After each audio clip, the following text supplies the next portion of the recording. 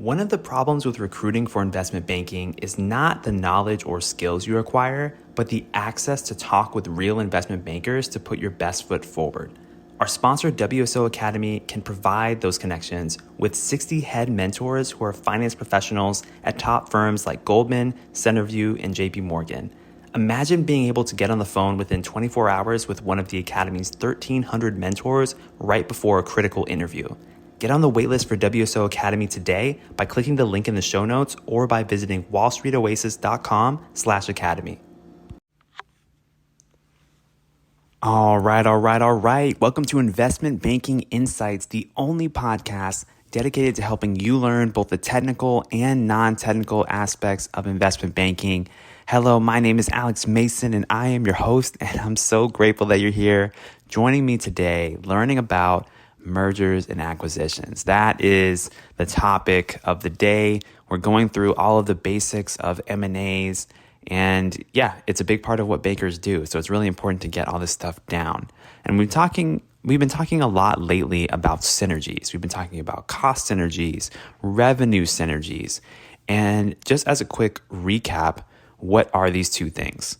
Well, revenue synergies refer to things like cross-selling or upselling customers, or maybe expanding a geographic footprint of the combined company in order to kind of get the revenue to grow at a rate that's faster than it otherwise would be if you were to just add up the revenue of company A and company B.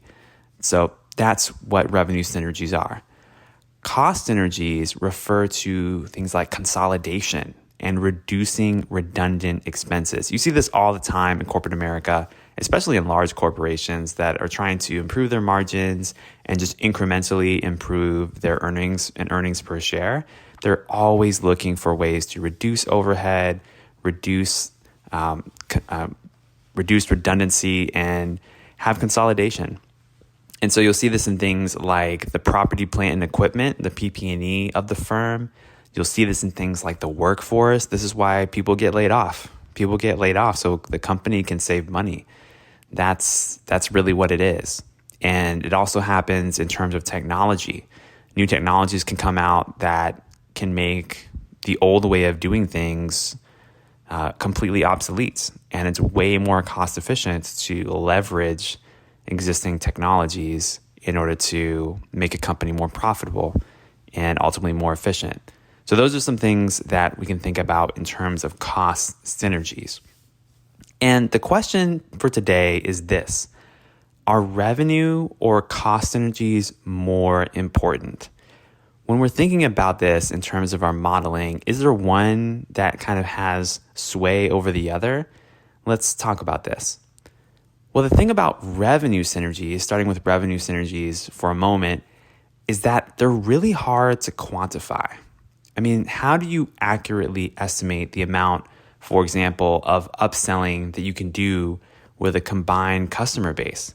I mean, it's pretty difficult to model this out accurately. If you think about owning a company and let's say you acquire a smaller company, what kind of revenue synergies could you actually expect? I mean, is there maybe some best practices between the two sales forces of the two companies that they can leverage with each other to get better at selling? I mean, maybe, but the thing is, all these things are very big maybes. There's definitely no guarantee when it comes to synergies, especially revenue synergies.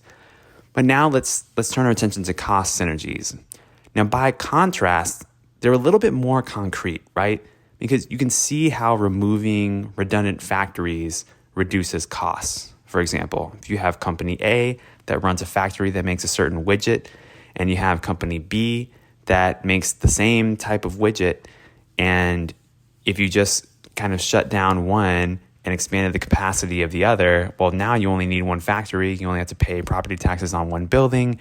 You only have to pay for maintenance and upgrades on a single factory.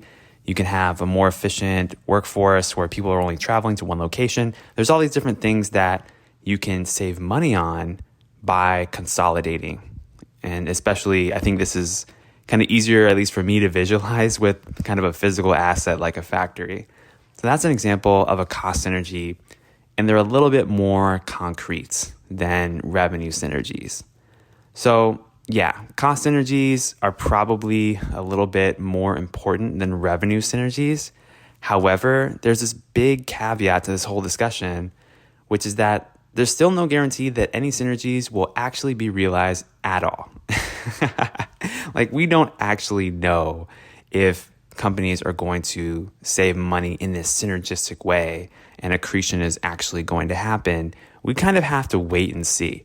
All these things are doing is building assumptions into a model, because a model is predicting the future. That's what a model is for. We're trying to predict the future in a reasonable, logical way using numbers. And it's just really hard to do that.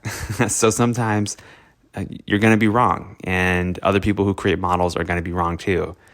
And so you kind of just have to wait and see. There's no guarantee that synergies will be realized. You could have a situation where a business combines with another business that, they're still operating effectively as two separate businesses, but they just happen to share the same corporate brand name. That happens all the time. So that's not really synergistic. You just kind of added 1 + 1 to get 2. And that's fine for what it is, but it's not the same thing as a synergy where you have a 1 + 1 = 3 situation where you get leverage. So that's what's going on in terms of revenue or cost synergies. I mean, yeah, the cost synergies are probably a little bit more important, but remember, take this whole synergy concept with a huge grain of salt, because you're going to read press releases as an investment banker, and you can look at press releases right now, even if you're not in banking, and just read through how management has glowing reviews of their future cost savings. And then you can kind of look in the future and see, like, okay, what actually happened here? Did this company save money? You can look at the financials and you can see if the deal was actually accretive or if it was dilutive. So yeah, so that's something that you can always look at. But that's what I got for you today here on Investment Banking Insights. I'm Alex Mason, your host. Thanks so much for showing the love. Thanks for the 5-star ratings. Thanks for the reviews. I really love it. I appreciate it. I'm grateful for you and your time and attention. And we're going to be continuing this conversation next time. We're going to be talking about the different currencies that a company can use for an acquisition. That's going to be in the next episode. So join me there. I'll see you later.